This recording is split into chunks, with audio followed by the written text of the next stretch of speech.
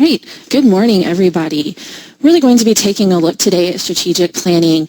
And many times what we're talking about here is that strategic plans are very often getting formed in the absence of understanding the talent and the talent strategies and the abilities of your workforce. So if you're planning your strategy without knowing those capabilities of your talent, it's kind of like, what's the point in that? So you can cause scrambling as the strategy is pinned down, but you don't have the resources really to make it happen.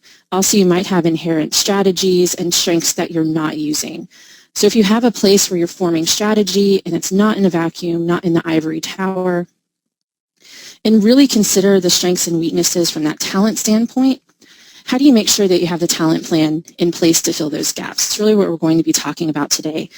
And we're going to focus on 3 areas while we're doing that. The first is really, we want to have a discussion around where we are now. How do organizations typically do this? What are we experiencing? What's that current state of play today?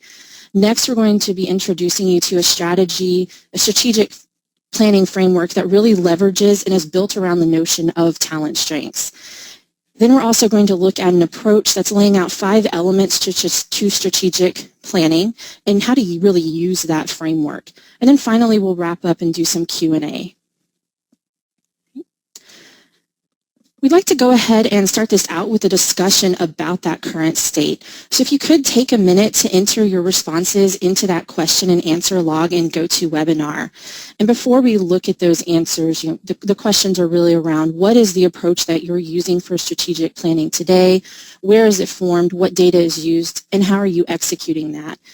And while you're entering in those questions into the question log, and before we look at those answers, if you're looking at this in terms of an ivory tower, it's kind of like we form the strategy, we load it into the corporate catapult, we fire it over the wall at our unsuspecting masses, and then we run screaming. When they run and they scream and they scatter, we're a little bit surprised by this. And the reason for that is because it's not theirs, it's not formed by them, it's flying in, it's really alien, it's not something that they're used to, or it's not something that they feel like they're a part of.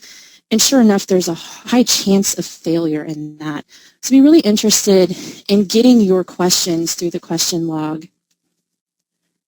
All right, we've got some of these answers coming in already, and one of them is that today's process is haphazard, it's inconsistent, it's too top-down instead of top-down and bottom-up. And that will be something I think we'll see throughout today as well. Planning is done at the director and above level with each business area partnering with the HRBPs. So again, having a little bit of the top of the organization involved in that. Some of the other areas that we'll see and we'll definitely talk about today is that we're not asking the people that work for us what they can do or what their opinions or how they can contribute to that is.